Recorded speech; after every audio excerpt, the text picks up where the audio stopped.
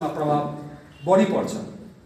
त्यसकारण हामी पनि आफ्नो ठाउँबाट जो जहाँ छौँ, हाम्रो जुन सिद्धान्त छ, हाम्रो जुन म्यानिफेस्टो छ, त्यो कसरी समाजलाई रूपान्तरण गर्छ, कसरी समाजलाई अगाडि बढाउँछ, त्यो हामीले भनिराख्नुपर्छ।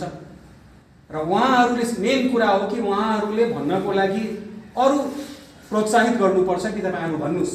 र जबसम्म उहाँहरूले पार्टीको एक्टिभिटिजमा इन्भल्भ गराउँदैन तबसम्म अलि गाह्रो छ।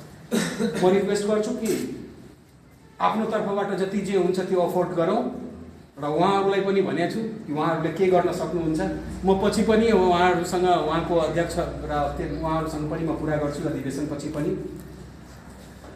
र यस्तै छ, बुद्धिजीवी भनेपछि अब मैले पहिले पनि आफ्नो केन्द्रीय कमिटीमा पनि यो भन्न गरेको छु कि हामी कस्तो सङ्गठनमा छौँ कि हाम्रो कुरा मिल्दैन, हाम्रो समस्या मिल्दैन, हाम्रो विचार मिल्दैन। टिचरहरूको जब शिक्षकहरूको हुन्छ त शिक्षकहरूको एक खालको समस्या हो कि सबै शिक्षकहरूको अब सरकारसँग केही कुराको भयो, सुविधाको कुराको भयो, केही न केही समस्याहरू सबै शिक्षकको कमन एजेन्डा हुन्छ। त्यसमा बसेर हामी छलफल गर्छौँ र त्यसमा हामी पिकनिक जान्छौँ, रमाउँछौँ, यो सर। इन्जिनियरहरूको आफ्नो हुन्छ, डक्टरहरूको आफ्नो हुन्छ, प्राध्यापकहरूको आफ्नो हुन्छ।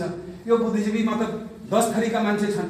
एकजना वकिल छ, उसको कुरै मिल्दैन डक्टरसँग। एकजना टिचर छन्, उनको कर्मचारीसँग कुरा मिल्दैन। त्यसरी यो सङ्गठन बनेको हो। यो कुरा मिलाउनको लागि र आफ्नो समस्यालाई हल गर्नको लागि बनेको सङ्गठन होइन कि यो पार्टीलाई समातेर हामी आफ्नो व्यक्तिगत समस्या, हाम्रो आफ्नो प्रोफेसनल समस्यालाई सल्भ गर्छु त्यसको लागि बनेको होइन। यो निहायत पार्टीलाई हेल्प गर्नको लागि विभिन्न सेक्टरबाट जम्मा भएको एउटा जमात हो, जुन अलग अलग ठाउँबाट आएर हाम्रो कुराको बिचमा एउटा कुरा मात्रै हुन्छ। जब हामी बस्छौँ, नेकपा एमाले कसरी राम्रो गरोस्, उसको सिद्धान्तमा बसेर यो समाज कसरी राम्रो हुन्छ, त्यो मात्रै हाम्रो कुरा हुन्छ। जबकि प्रोफेसनल हिसाबले बस्यो भने अब डक्टरको भयो भने उसको के समस्या हो, उनीहरूले आफ्नो कुरा गर्ने। यो निहायत पार्टीको हितमा गर्ने एउटा बौद्धिक संस्था हो। नामको पनि वास्तवमा उहाँले भन्नुभयो कतिचोटि यो कुरा उठिसक्यो। यो धेरै पुरानो पनि होइन, यो जनवर्गीय सङ्गठनमा अहिले भर्खर आएको हो।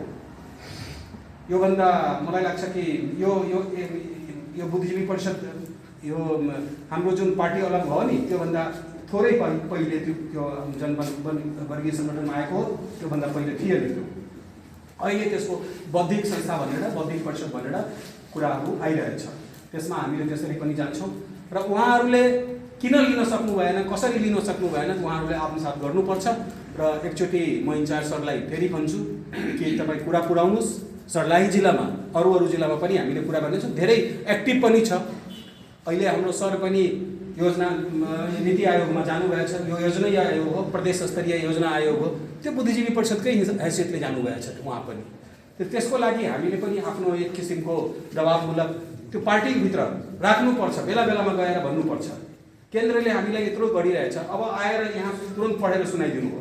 उहाँ त सुन्नलाई बस्नु भएन, म त सुनाउँथेँ उहाँलाई। तपाईँले पढ्नु भएको कुरा पनि त्यो हामीले बनाएर तपाईँले सर्कुलेट गरेको हो।